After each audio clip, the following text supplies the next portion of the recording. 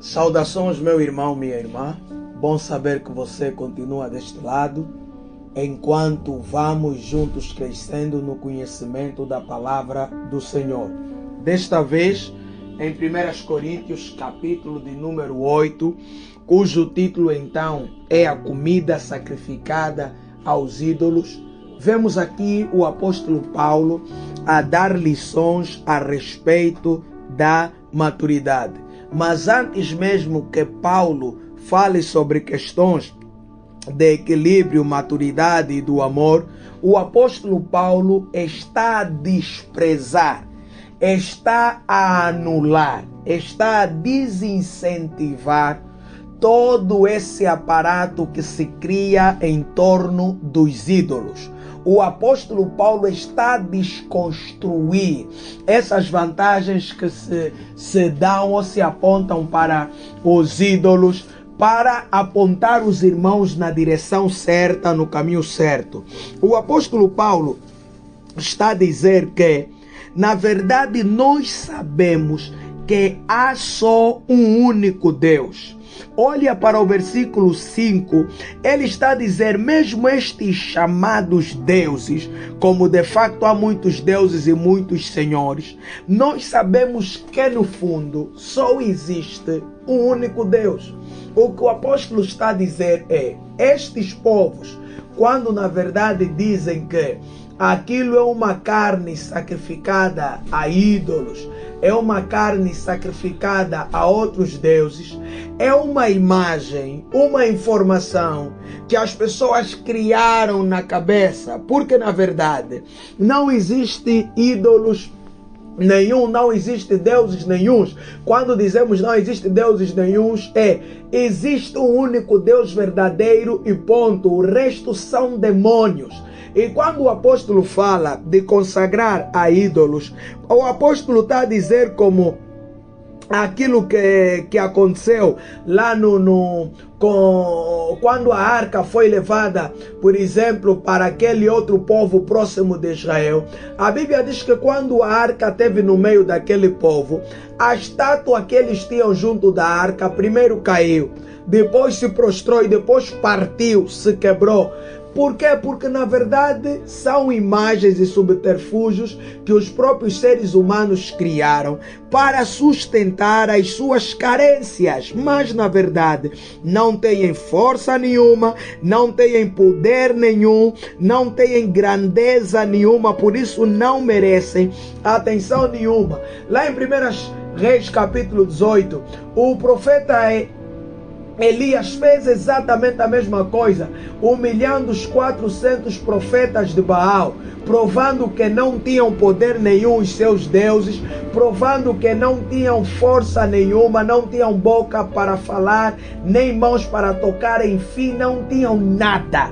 Então o apóstolo está a dizer que não adianta levar estas questões à discussão, tentar se debater nestas questões de ídolo e deuses, como que se realmente fossem deuses, como que se realmente fossem o Criador das coisas. Não são. Há só um Deus e um Criador de todas as coisas, nosso Senhor Jesus Cristo, e pronto. Por isso, o apóstolo está a dizer, logo no versículo 1, que o conhecimento traz orgulho, mas o amor edifica. Quem pensa conhecer alguma coisa ainda não conhece como deveria, mas quem ama a Deus, este é conhecido por Deus. Quem ama a Deus, este é conhecido por Deus. Por que o apóstolo está a trazer isso aqui? O apóstolo está a falar do coração, o apóstolo está a falar do íntimo, está a falar do âmago da questão. O apóstolo está a dizer que independente do que façamos, o mais importante é sabermos que Deus nos conhece. Isso significa o quê? Significa que basta que Deus sonde os nossos corações e saiba quais são as nossas reais ações e intenções. Não devemos nada para ninguém e devemos seguir com a nossa vida crendo que o nosso Deus nos conhece e o que fazemos é de verdade e não há falsidade. Por isso, Paulo está a falar do amor. Como é que o amor se insere na conversa de Paulo? Paulo está a falar o seguinte, que nós temos que ter cuidado com o exercício da nossa liberdade no versículo 9. Porque alguns que pregam a liberdade de uma forma que até dá medo. Liberdade não é libertinagem. A nossa liberdade é prezada no amor. A nossa liberdade, ela é moldada pela tolerância. A nossa liberdade não diz que a gente faz o que quiser.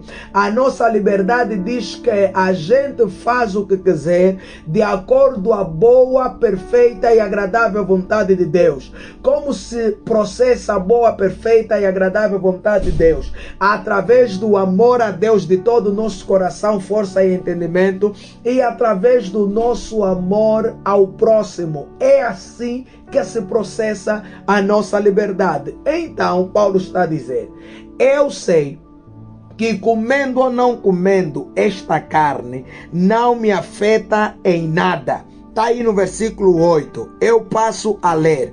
A comida, porém, não nos torna aceitáveis diante de Deus. Não seremos piores se não comermos, nem melhores se comermos. Paulo está a dizer, como se trata de ídolos e falácias humanas. Eu posso comer uma carne que foi sacrificada a ídolo, não vai me afetar em nada, porque eu sou conhecido por Deus e é Deus quem sonda o meu coração.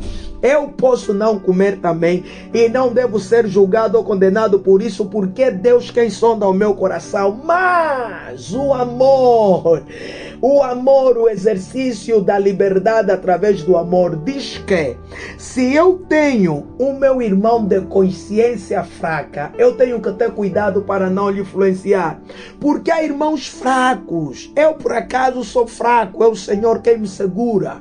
Há irmãos fracos no sentido de que se ele te considera um seguidor de Cristo, ele vai imitar o que você estiver a fazer, mas ele somente vai imitar, ele não tem a convicção de que se deve ou não comer.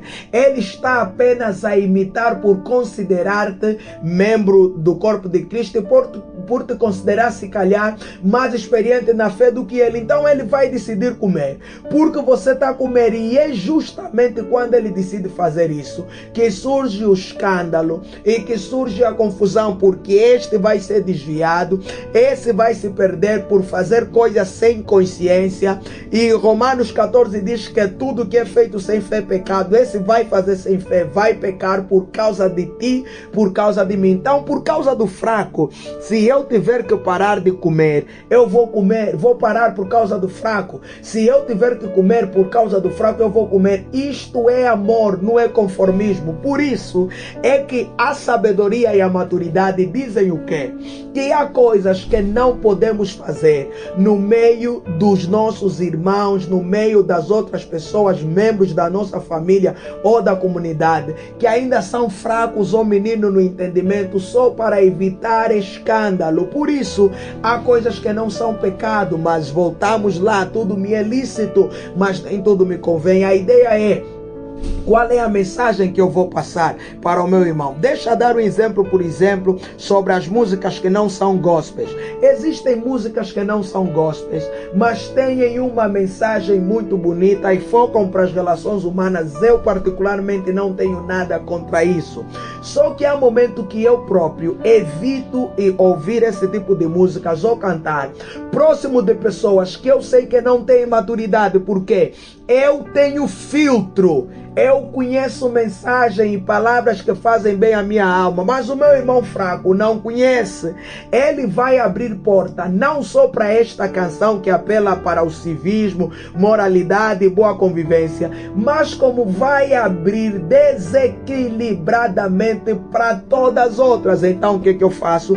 Quando estou sozinho no leito da minha casa, com pessoas equilibradas, minha família, que conhecemos nossos hábitos e costumes, aí sim eu posso fazer algumas coisas, mas quando eu saio, eu preciso alterar o método. Alguém vai dizer, mas isso é ser hipócrita. Não, não é ser hipócrita, é ser equilibrado. Como pais, muitas vezes nós fazemos isso. Já sabemos que se comermos uma determinada coisa ou beber água muito gelada, o nosso filho vê e acha normal e também vai querer beber. Qual é o sacrifício que nós fazemos como pais? Evitar beber de diante do nosso filho água gelada, para que ele não pegue esse hábito, mas fora do convívio dele. Nós podemos beber, é hipocrisia? Não, é equilíbrio, é sabedoria. Por isso, essa mensagem fica para ti, essa mensagem fica para mim, essa mensagem vai edificar a todos nós. O amor é tolerante, por isso presta atenção, não haja simplesmente como que se você fosse libertino. Não, você é livre, mas a tua liberdade é exercida no amor. Não vá para a libertinagem, onde você faz tudo sem se preocupar com aquilo que os outros pensam. Até Jesus chamou os discípulos e perguntou: quem os homens dizem que eu sou? Jesus não estava como que, o que as pessoas pensam de mim? Será que estão a gostar do que eu estou a fazer? Não, não é com esse tipo de versão que você tem que se preocupar. O que você tem que se preocupar é: Jesus estava a querer saber se as pessoas estavam a entender a missão. E de fato estavam, porque os discípulos, quando responderam, não falaram que uns dizem que Jesus é bruxo, é feiticeiro ou falso profeta. Todos disseram: ou é João Batista que voltou dos mortos, ou és Elias, ou és um dos profetas que havia de vir. Pelo menos estavam na sintonia. Isso é bom. Então, preocuparmos-nos com o que os outros dizem a nosso respeito é, no mínimo, entendermos que as pessoas estão a perceber que somos filhos de Deus e a graça de Deus repousa sobre nós. Agora, hábitos, costumes, metas e objetivos, isso é um outro lado da história. Nós estamos a falar de essência. É a essência que não pode ser comprometida, é a essência que não pode ser determinada, é a essência que deve ficar transparente. Por isso, meu irmão, foca-te no amor, foca-te no equilíbrio e na maturidade. Seja livre sim, mas exerça a tua liberdade com amor. Deus te abençoe em nome do Senhor Jesus.